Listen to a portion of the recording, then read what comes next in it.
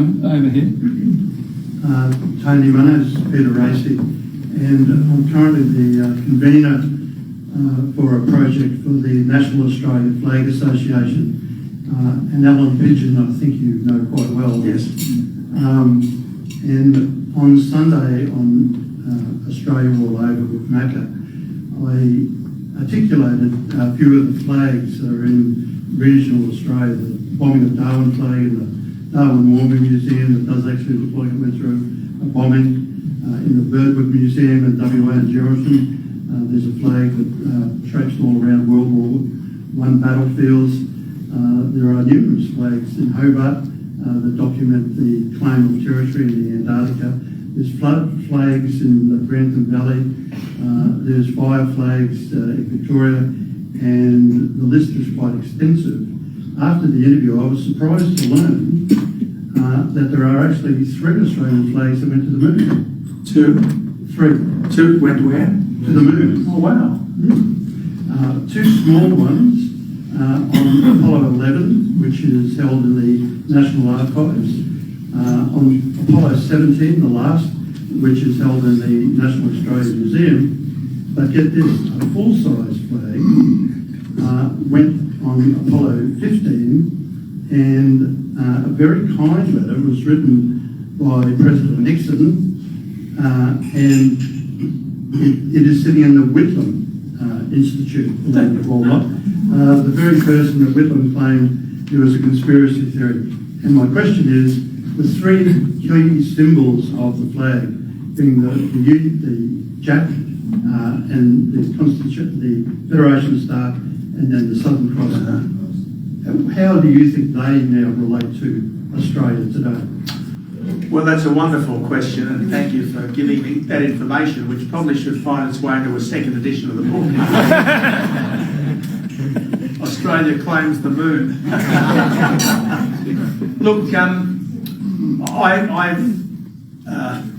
it never occurred to me that there was anything wrong with our flag. And I suppose the organisational principle of the book is that modern Australia has an Indigenous heritage, a British foundation and an immigrant character. And you can, I suppose, debate how important each of those 3 elements is, but I don't think anyone can dispute that each is a foundational and ongoing element in modern Australia. And so the fact that the Union Jack is in the corner of our flag doesn't bother me one little bit. The fact that the Union Jack is the Christian crosses of St George, St Andrew and St Patrick, I think is a wonderful thing. One of the, I guess, quotes in the book is that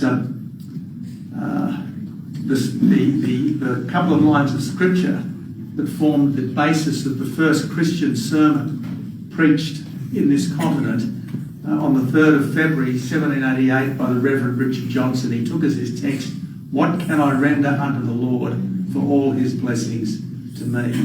And I thought that, under the circumstances, was a wonderful expression of faith and hope and optimism for the future. And of course, it's derived from our Christian gospel heritage.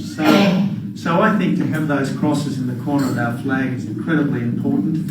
Yes, it's our British heritage. Yes, it's our Christian traditions.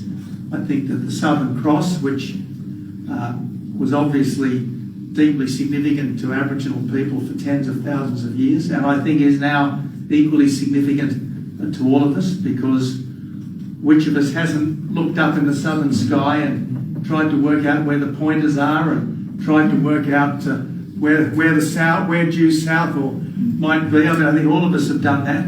And then to have the Federation Star in there, given the way we came together as a nation, I think it is absolutely perfect.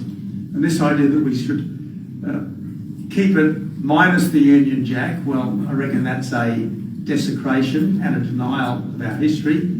And this idea that we should replace it with the boxing kangaroo, I just think it's crass beyond belief.